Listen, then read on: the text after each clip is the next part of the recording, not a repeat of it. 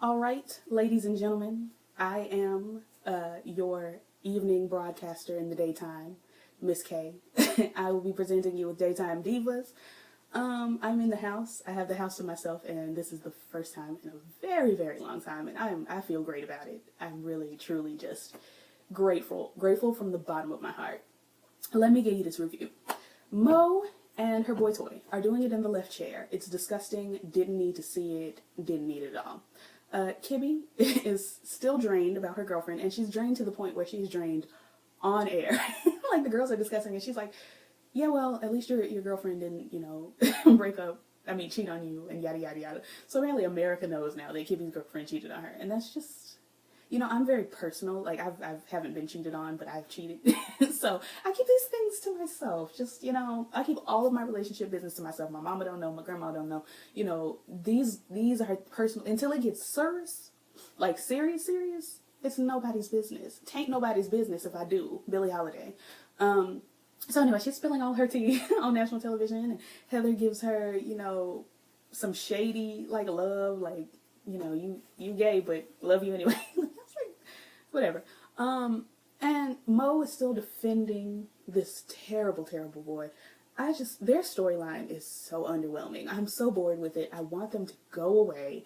If I could just have Mo being a good auntie to the children, mothering Kibby, because Kibby needs all the mom she can get right now, and especially black ones. Not sure what color she is, but I'm going to put her in our category.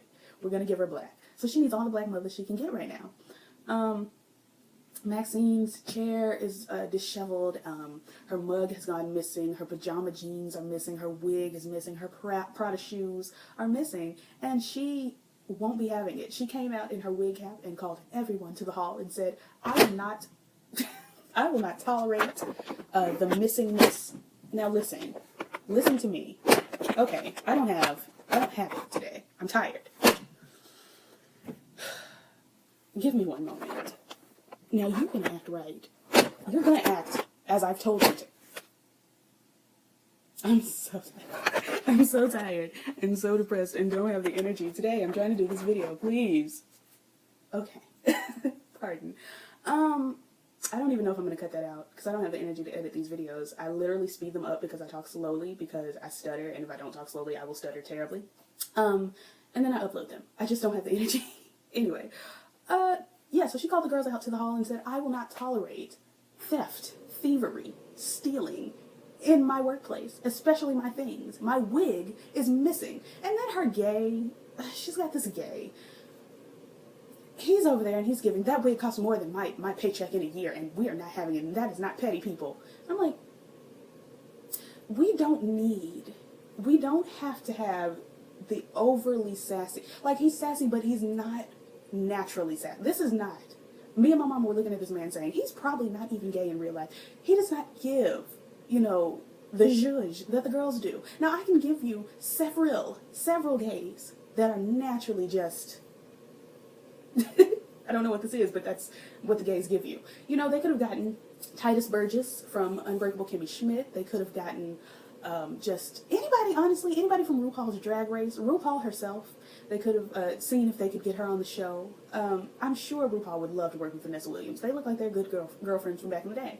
You could have gotten just any old body. But this gay wore me out. He drained me down the boots because his sass wasn't genuine, and I just didn't like it.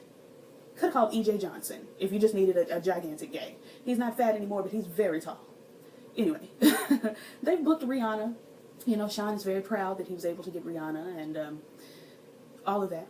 And then, he tells his mom, I got Rihanna, and his mom's like, yes, wonderful. Now go out there and handle Mo because she went rogue today and I don't care for it. So he goes out there and gets Mo together, and it's like, you've got to stop going rogue. And she's giving, the fans love it when I go rogue. I am just the rogue master and you can't stop me. And they're just like, okay. And then Mo comes into Maxine's office and gives tea. Anna Krause is in town. She's writing a book about you. Da-da-da-da-da-da-da-da. And Nina's over there. She's still trying to be married and cheat. And Sean is like, we're out of a baby in 8 months. What's tea? What are we going to do? And she's just like, I can't do anything because I'm married to a congressman. And, I'm stuck right now. And I'm just like, shut up. Because why did you even tell this man that you were having his baby if you weren't going to leave your husband? Like, listen, I can't. I can't. I'm so aggravated, and it's only going to get worse because I'm doing the haves and have-nots after this video. So just bear with me today. You know, I got that depression / annoyed situation going on right now, and it's just, I just can't. I just cannot today. Anyway, Kibby unfollows her ex-girlfriend, and then as she, you know, is coming out of her dressing room, she spots Nina and Sean making out down boots. He has his shirt off, and they're just about to be in the throes of passion. And I'm like, all of you are disgusting. You're nasty. Each of you are gross for having sexual relations at your workplace. Sean has a whole house over there. You cannot bring this man to your house. Now, he asked about coming back to the house a little later on, and me and my mama both were like, you are living with another man, a man you married, and you bringing this? Okay, I can't. I just can't. Anyway, but yeah. So Mo and PA are over there giving you disgusting at the workplace. Sean and Nina are giving you disgusting at the workplace. And then Edison and Maxine are, you know, because Edison works at Maxine's house, so I guess it's kind of like she brought him home, but also he's at work. And they're giving you disgusting at the workplace / home. And I just can't. I just can't. Anyway, Anna is no longer frumpy. Anna Kraus or whoever, who's writing this book. She's no longer frumpy, and Maxine is like, oh my goodness, you know, I feel like I've had a great hand in you not being frumpy any longer. And she's like, yeah, you did. And then Maxine asks for, you know, a copy of the book before it comes out. And Anna's like, no. And so Maxine has to call the publisher and ask her, you know, for a copy of the book. And the publisher says that I need you, in exchange for the copy of this book, to put Kelly Osbourne on the show on this coming Friday. And Maxine is like, I can't do this coming Friday because Rihanna will be here, but can we do maybe Wednesday? You booked Wednesday? She's like, no, it has to be Friday because this is the release. They bump Rihanna for Kelly Osbourne. Now listen, this is very light shade. I'm not gonna say it's no shade. Rihanna versus Kelly Osbourne, it just doesn't compare. It just doesn't. And listen, Kelly with his hair coup, I don't know if it's a real book or not, but I won't be purchasing. And, you know, speaking of hair, excuse this situation. I'm in the midst of doing something. It's going to turn out. It'll be fine. But right now I'm in the middle. But yeah, I just didn't see it. Norman, Edison, and Maxine probably killed her husband, Ted. Probably. And they don't want this to get out in the book. All of that, whatever. Kibby is walking around side-eyeing the whole hell out of Nina. Mo shades Heather's husband by telling him that Heather's job is a lot harder than driving in a circle because apparently he's a race car driver. It is. You know, being on TV and spilling tea it's more difficult than driving in circles. It just is. And Mo is really good with the children. You know, she's hugging and, you know, hey, Auntie Mo, we love you. Let's watch TV, da-da-da-da-da. And Heather's child wants lashes. Ella wants lashes. And I'm just trying to figure out why, at this point, Ella doesn't know not to say these things in front of her daddy. Like, just don't say these things in front of your father. You know your daddy doesn't approve. Like, you're old enough to have the cognitive recognition. I'm bringing that one back. Remember when I said that way back in the day? Recognition. You have the cognitive recognition that your daddy ain't with the gay. He ain't with the gay. He ain't with the trans, you know, situation. So just don't say these things in front of your father. Just don't, sweetums. Just don't. Anyway, Sean pops up, you know, in Nina's presence and is giving, I will talk to your husband about us having this baby. And me and my mama both were like, are you insane? Are you crazy? Are you stupid? What's going on? It doesn't make sense. You gonna call this woman's husband and be like, so here's the situation. Me and your wife have been having, you know, a tawdry affair, and y'all's baby is actually my baby. Congratulations. What should we do now? Like, I can't. I can't. Nina, obviously, as anyone with good sense would say, says no. No, you're not going to go talk to my husband. What's wrong with you? Kibby goes over to her Alcoholics Anonymous meeting and is spilling tea. The thing is, they should have a celebrity AA for celebrities, because it doesn't make sense for Kibby Ainsley, is that her name? You know, this big celebrity. She's been a star for, you know, over a decade. You know, she was 12 and she was doing her thing and paying the bills. And now she's just in a regular old Alcoholics Anonymous meeting spilling tea about her coworkers. Two of my coworkers, that I work very close with are hooking up, and I just da da da. Sis, you knew like I knew that was going to be launched smooth into the Twitterverse immediately. And it was. And she was shocked. Oh my God. The tea that I spilled in my Alcoholics Anonymous meeting made it onto page 6. I can't. You knew. You knew. Anyway. So yeah, you girls should have a celebrity AA meeting situation. It's enough celebrities that have been to rehab for you girls to get together and do it that way. But whatever. So the page 6 situation comes out, and all the girls who are having tawdry affairs, Mo and her boy toy, and Nina and her baby daddy that she loves, they're all kind of on edge about it. And this is when Maxine comes out in her wig cap and says, "We don't spill tea or steal here at daytime at the lunch hour. We don't do it." And yeah, the gay drained me. He really did. Then Maxine proceeds to tell Sean, because he comes in, he's like, "Kelly Osbourne over Rihanna? Really?" And Maxine says, "She canceled. There's nothing I can do. I had to pull a string and get Kelly Osbourne in her stead." No. He's like, "Why didn't you tell me this? I don't understand. You want me to run the show, but then you're doing things behind my back and it just doesn't make sense. Da, da, da, da, da." I'm like, "Sean, you've been whining all episode and I don't have it to do. So anyway, Mo is doing her Moto Mo, whatever the thing is, situation. And for some reason, she felt like it was appropriate to pop down to Heather's house. So she and Boy Toy has his little camera and they're walking and they capture, Savannah and Ella on camera, and the slave on camera, and Ella's got on her skirt and her cute little girly shirt and ensemble, and Mo says, "Why do you have on a dress?" And she says, "Because when certain things are going down, when I'm not around daddy or whatever, I wear these because I feel pretty and I go by Ella." And Mo says, "Oh, okay, cute, you girls have a good time." And then she proceeds to go into, now mind you, Boy Toy caught all of this on camera pretty much, the child and the dress and all of this. And I'm like, not good, not good. And so she proceeds to go up to the front door. The slave tells her, "Yeah, they're in the house." She goes up to the front door. She knocks. No answer. She rings the doorbell. No answer. And she says, "Well, I'm going to take my chances and I'm going to see if the door's open." And the door's open. And she's like, "This is how they do it in suburbia." And I'm like, "You are broadcasting. I don't know if this is going to be on television or not, but you are broadcasting to the world that these people leave their door unlocked." And she's like, "They don't leave it unlocked in the projects." Girl, why? So if somebody breaks into these people's home, it's going to be on you. Anyway, so they, she goes in there and they hear the sounds of a paddle and scripture. I can't, y'all. I really can't do it with these folks. Having kinky Bible relations. I can't do it. Anyway, so, she sends Boy Toy out, and then she proceeds to tiptoe through the house, and she peeks, and she sees the girl getting whooped with this paddle, and he's quoting scripture, and I just can't do it. So then, I'm like, y'all didn't hear the doorbell ring? Y'all could have got up and got the door, and she wouldn't have been in here. But whatever, I blame all of you.